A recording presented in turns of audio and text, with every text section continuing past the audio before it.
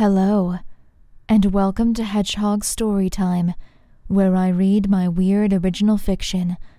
The following story is part of the Vadanya project, linked to the playlist in the description below. Yes, you have to read them all. No, that is not a request. I don't know what to say about today's chapter. It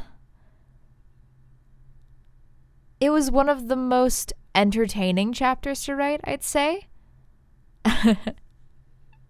For what that's worth. Yeah. I think this one kind of speaks for itself. The name doesn't necessarily have a lot of direct connections to the story, but I thought that it fitted for whatever reason. So without further ado, here is Chapter 13. Bogopodobny. Katya has had a lot of tutors, and it's always the same. They arrive, they teach her for a little while, and then they're never heard from again. It's hard to get invested in something when you know that before long there's just going to be someone else trying to teach you the same things the last one did. Then, when she acts disinterested, they get angry, and that's just another bit of negativity on the pile of people who are angry with her. Sometimes she hopes that maybe they'll just leave out of frustration. That happened once. He was a particularly pompous Frenchman, and he didn't really like the tadpole rescue clinic she'd set up in his sock drawer. Natalia was furious with her after that. The Frenchman was the lucky one, though, as all of the others without fail attempted to stick it out. Natalia and Ivan must have been paying them a lot of money. Why else would they stay in a weird, cold manor house to teach an unbearable pupil? Mr. Borisov is different. He's just as entrenched as the others were, but to Katya, it seems like something else is driving him. She doesn't think it's teaching, as he seemed especially distracted as of late over the long, stuffy hours they spend locked in the library together. But for the first time in a long time, he's actually tried to teach her something.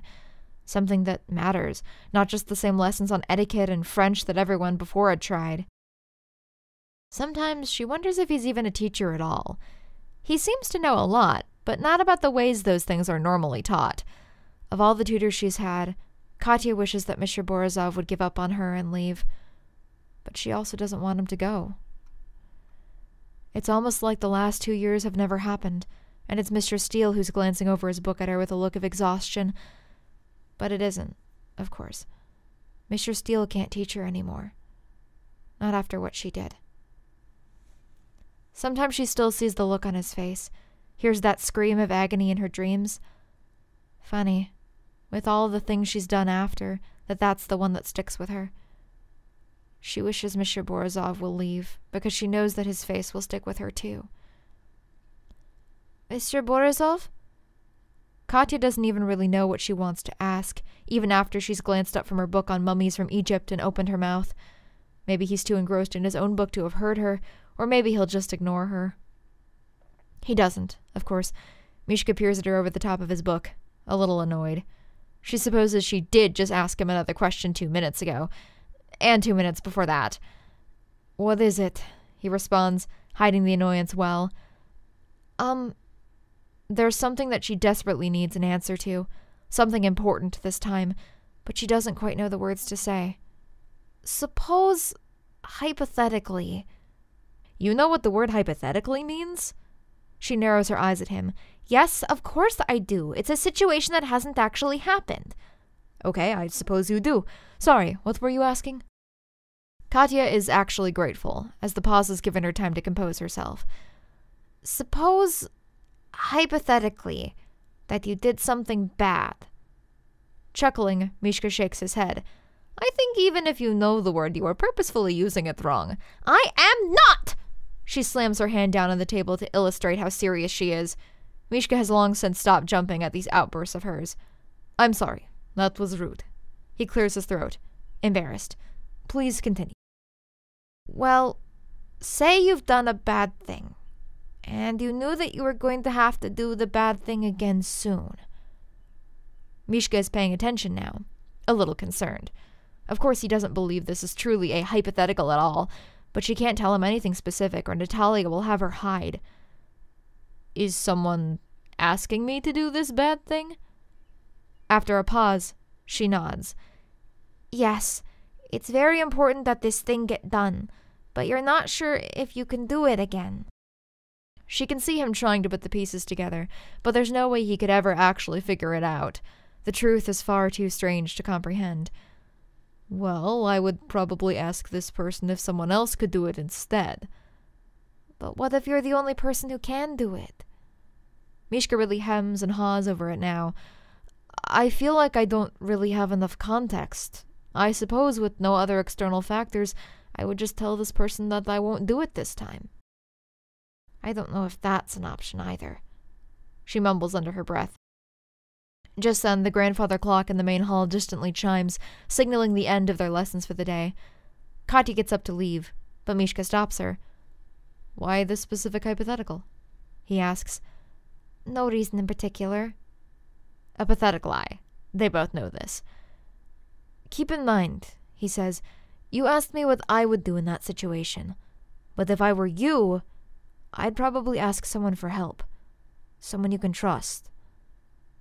He's offering himself. She can see that. But how would he react if she told him what she is going to have to do to him? No, this, she thinks, is something she needs to solve on her own. Thanks, she nods. I'll think about it. Before he can say anything more, she turns and flees from the room. Maria is not feeling well at all. Much to her frustration, she is rarely feeling well these days. As time passes, it seems like her attacks are becoming more and more violent, and it scares her. The only thing that she lives for are the brief abatements of her pain, and those are harder to come by these days. Sometimes she just wants to scream. What did she do to deserve this? Why must her life be constantly filled with a wild throbbing between her eyes? Maria remembers the times where she existed without pain, and she desperately longs for one more shot at them. This time she won't take them for granted. She promises God, or whoever it was who decreed that this illness be upon her. She has been laying in bed for most of the day. Ada came round about 9 with some breakfast, but all she could manage were a few nibbles of toast, and she told her not to bother with lunch. When they're especially bad, the migraines cause her stomach to seemingly fold in on itself, and today, it's very bad. Maria can't shake the feeling, while she's laying in her dark bedroom, her face shoved between 2 down pillows, that she's wasting her life on pain. All she can do, of course, is focus on getting better. But she's not getting better. She's getting worse, and she has no idea what she can do to make it stop. Hot, angry tears of frustration are soaked up by the pillows. If she closes her eyes and falls asleep now, sometimes she'll wake up and the headache will be gone. Sometimes. It's hard, of course. She spends so much time sleeping. But all she can really do to help the pain is shut her eyes anyway, and oftentimes sleep becomes an obvious side effect. Maybe she'll be lucky, and this time she might be able to visit her garden again. It takes her a while to realize that she's asleep. Perhaps the blackness is a little more uniform than it should be behind closed eyelids, but for a while, that is the only difference. Even a while after she discovers herself to be dreaming, she allows herself to float through that abyss, just as she always does. Even if she can still feel that twinge in her forehead, it's distant and dull enough to be rendered largely irrelevant. Too soon, however, she hears a noise, a faint one, and looking around it, of course, is coming from one of those pinched parts of the fabric of void. Vaguely at the back of her mind, Maria gets a distinct sense of déjà vu. But this is always how the dreams go, so she lets it continue. Usually, those points are small and easy to avoid, just reminders of the existence of other minds besides her own. But aren't they a little larger today? A little closer? They sound louder, too. Behind her, gunshots. Off to her side, a crying child. Directly in front of her, in the biggest pinch of all, an ominous, rhythmic creaking. Perhaps if she realized what was happening earlier, that these impressions were closing in on her, she could have stopped it. But here in her sleep there is no gravity, save for those holes where time and space seem pinched together. They grow closer and closer to her, or maybe she to them. Maria cries out in panic, thrashes about, anything to keep them away. But the rhythmic creaking just becomes louder, and louder, and Maria closes her eyes and plugs her ears to try and block it out. The pain eventually forces them back open. And suddenly, she finds herself somewhere else. Maria's vision is somewhat blurry as she keeps bumping her head against the bedpost in time with the ever-present creaking. Above her is a ceiling with a very large wooden beam stretching across it. She stares at it to avoid the man over her, thrusting with no small degree of violence. It hurts in a deep, throbbing way, and she wants him to stop so badly, but she can't scream because his hand is over her mouth. And even if she wanted to, she couldn't anyway. This isn't her body. As soon as she realizes the unreality of where she is, she tries to push the man away, off the woman, with her own arms, only to find herself falling forward into the snow. A sudden, piercing cold hits her, freezing the skin on her hands exposed from the holes in her blood-stained gloves. Tears are leaking out of her eyes, only to freeze on her cheeks as she tries to use those red gloves to cover up a wound on a man's chest. She doesn't know him, but she feels a profound sadness at his passing. There's a clicking noise a few feet in front of her, and she jerks her head up in shock as she finally sees someone she recognizes. It's Ivan. Maria wants to call out to him, but even before she sees his gun pointed directly at her head, she sees his eyes. They are so lifeless, so cold, that she thinks that this can't be Ivan, so she raises her rifle and shoots him. The sky is dark now, the snow on the ground melted into ankle-deep sludge.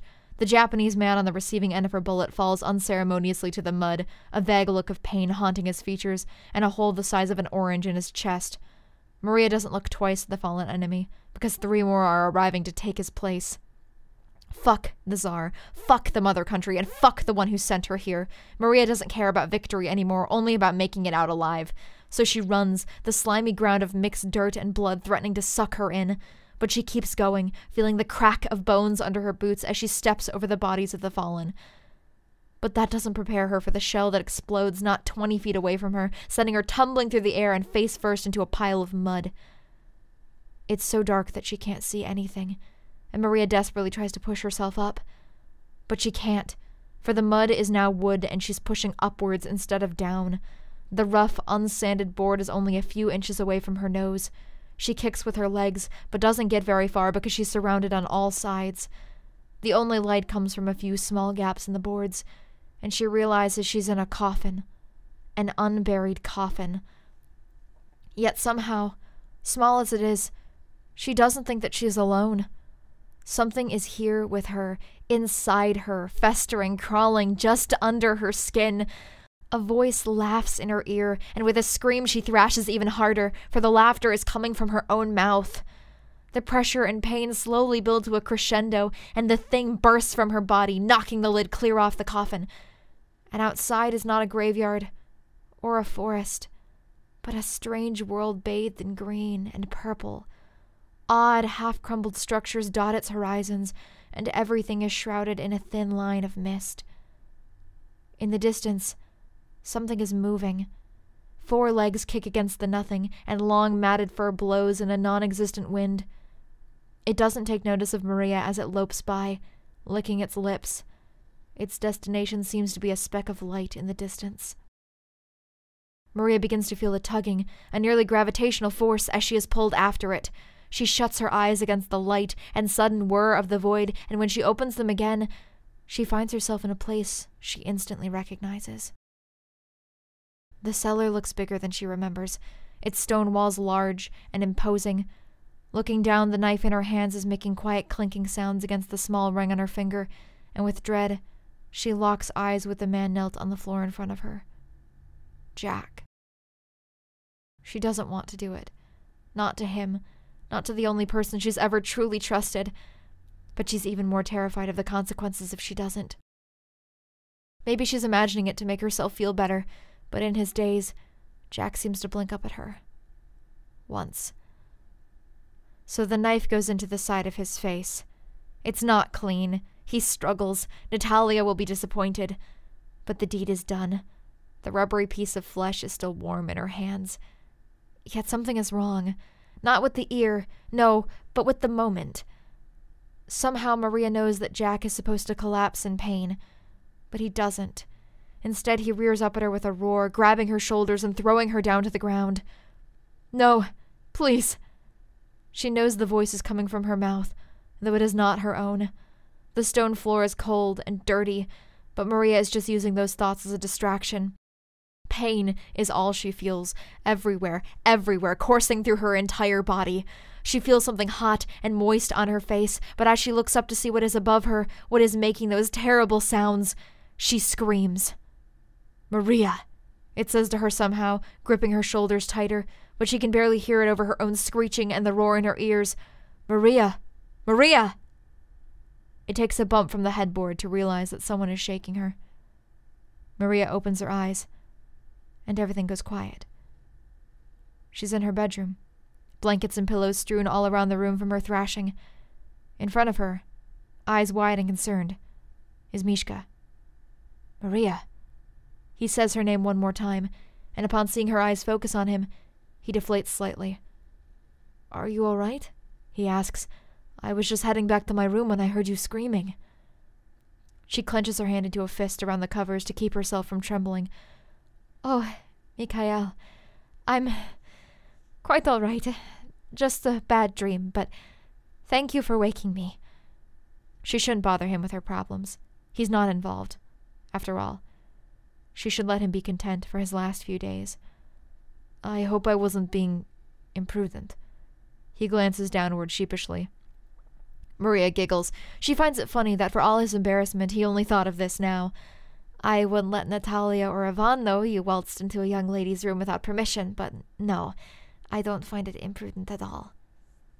Their eyes happen to meet for just a second, and Mishka blushes. I heard you were not feeling well again. Is there anything I can do to help? She's heard that question, seen that pitying look that now occupies his features more times than she can count. But with Mishka, she finds she doesn't mind it as much. So she just shakes her head and musters up the best smile she can. There's really nothing to be done.